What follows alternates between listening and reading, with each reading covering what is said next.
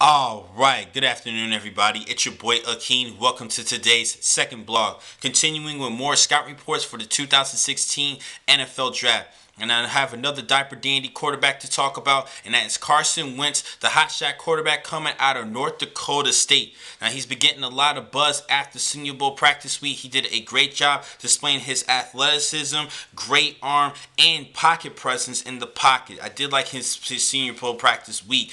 Now, he's actually hailing from Bismarck, North Dakota. Now, according to most people's eyes, North Dakota is not really a big football state, so it's pretty much hard to recruit top players coming from the state. And he didn't really play much of high school until his senior season, which he finally started. He entered high school at 5'8", 125 pounds as a freshman. And like I said, he didn't get to start not until his senior season, so he wasn't really heavily recruited coming out of high school.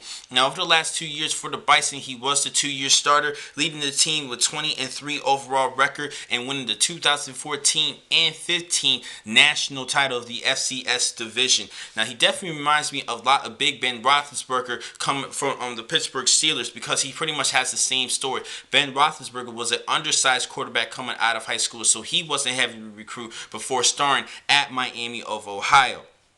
Let's talk about his strengths and weaknesses in Carson Wentz. Starting with his strengths, he definitely looks the part. He sprouts up to 6'5", 233 pounds. That is just the ideal size that you want your quarterback to be. And he does show the above average velocity when he throws the football. Definitely shows a strong arm down the field. And he is pretty accurate. He had 64% passing accuracy during his career with the Bison. And he's actually more accurate than my first quarterback I mentioned, in Jared Goff, for my first scout reports this season. And he definitely has the physicality and the mental toughness to play the part at quarterback. He suffered a broken wrist injury in mid-October of the season, missed half of the second half of the season this past year, but definitely came back and become the most outstanding player in a national championship this past year, as well as 2014. He also has great field vision and the mobility. But the thing that everybody does love about him, not only because of his size, but he also has played the pro-style offense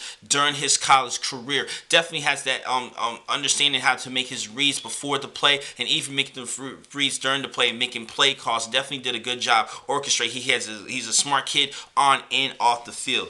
Now, he does have some weaknesses though.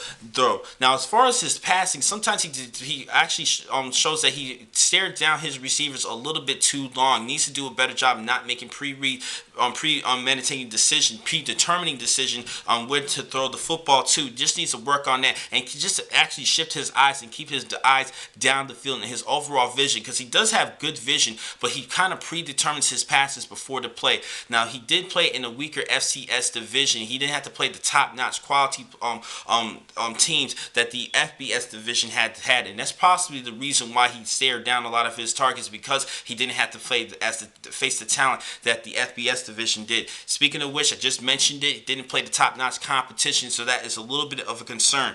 Another thing he needs to work on is his maturity. Sometimes he has have a hard time timing his routes, but also not only the maturity of actually understanding when to throw the football away or to run out of bounds, or even sometimes slide down to take a slide. He actually had 10 fumbles over the course of his 2 seasons at quarterback. And I remind you guys, he only played pretty much a year and a half, because he did miss most of the 2015 season. So 10 fumbles in a year and a half, not too good. Needs to do a better job protecting the football. And I just mentioned year and a half, not much experience as the starting quarterback, but I think he has so much potential, and I'm starting to see what everybody else is talking about. But he is still my number 2 quarterback entering this year's draft, behind Cal's Jared Goff. That's just my personal opinion. Now, my projection for Wentz this year, I definitely see him as a first runner, but I most likely think a team's going to take a chance on him in a top 10 selection. So I see him along with Jared Goff being 2 top 10 selected quarterbacks for this year's draft.